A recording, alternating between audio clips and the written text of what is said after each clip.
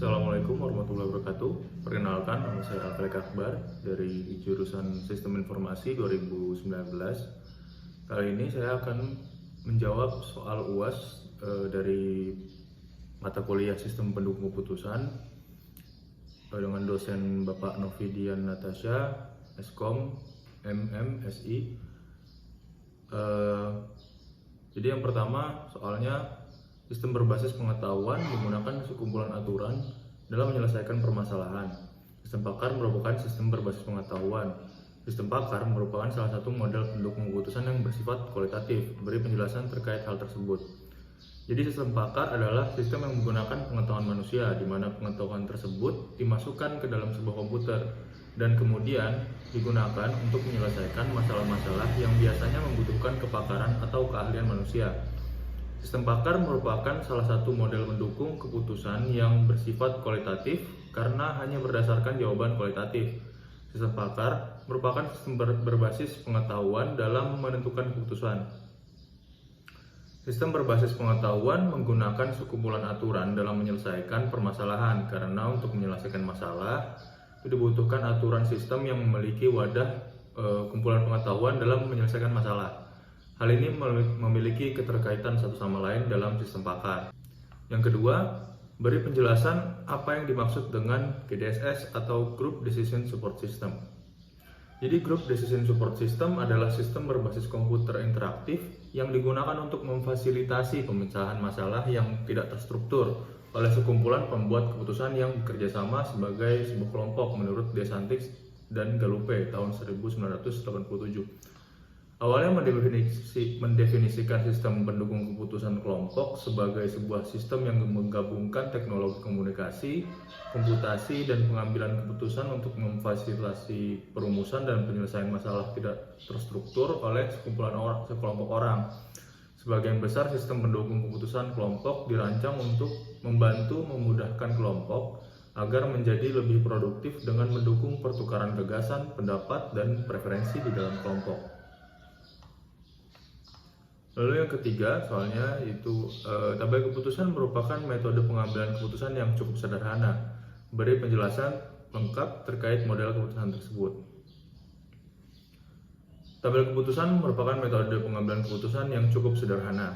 Metode ini menggunakan bantuan tabel yang berisi hubungan antara beberapa atribut yang mempengaruhi atribut tertentu.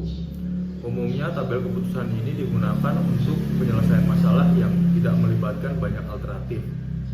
Pada tabel keputusan, nilai kebenaran suatu kondisi diberikan berdasarkan nilai logika dari setiap atribut EK. Hanya ada dua nilai kebenaran, yaitu EK sama dengan benar dan EK sama dengan salah. Secara umum, tabel keputusan berbentuk D sama dengan E dalam kurung kurawal, E1, E2, dan sebagainya, dan EK. Dengan D adalah nilai kebenaran suatu kondisi, dan E adalah nilai kebenaran atribut ke I. Yang pertanyaan nomor 4, klasifikasi adalah suatu proses pengelompokan data dengan didasarkan pada ciri-ciri tertentu ke dalam kelas-kelas yang telah ditentukan. Naive Bayes, Nearest Neighbors merupakan dua metode yang digunakan pada klasifikasi. Lalu beri penjelasan dua metode yang dimaksud. Beri penjelasan tentang clustering dan data mining. Jadi Naive Bayes merupakan sebuah metode penggolongan berdasarkan probabilitas sederhana dan dirancang untuk dipergunakan dengan asumsi bahwa antara satu kelas dengan kelas yang lain tidak saling tergantung atau independen. Pada klasifikasi Naive Bayes, proses pembelajaran lebih ditekankan pada mengestimasi probabilitas. Sedangkan pada Nearest Neighbor adalah suatu metode yang menggunakan algoritma supervised learning di mana hasil dari instance yang baru diklasifikasikan berdasarkan mayoritas dari kategori K, tangga terdekat Nearest Neighbor. Algoritma Nearest Neighbor ini menggunakan neighborhood classification sebagai nilai prediksi dari nilai instance yang baru. Lalu, apa itu data mining? Data mining adalah proses pengumpulan informasi dari suatu data yang besar, mengambil data dari sumber data yang belum dipahami. Sebuah proses data mining biasanya menggunakan metode statistika dan matematika hingga teknologi artificial intelligence. Clustering adalah metode untuk menganalisis data yang sering digunakan sebagai salah satu metode data mining. Nah, tujuannya apa sih untuk clustering ini? Tujuannya itu untuk mengelompokkan data dengan karakteristik yang sama ke satu wilayah yang sama, dan data dengan karakteristik yang berbeda ke wilayah yang lain. Manfaat clustering sebagai segmentasi data yang berguna untuk memprediksi dan menganalisa masalah bisnis serta mengidentifikasi objek dalam berbagai bidang atau sebagai contoh computer vision dan image processing.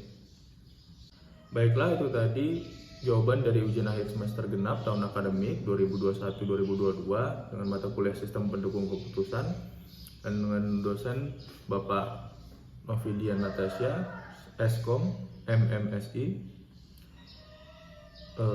Jika ada salah-salah tutur kata dan bahasa mohon dimaafkan.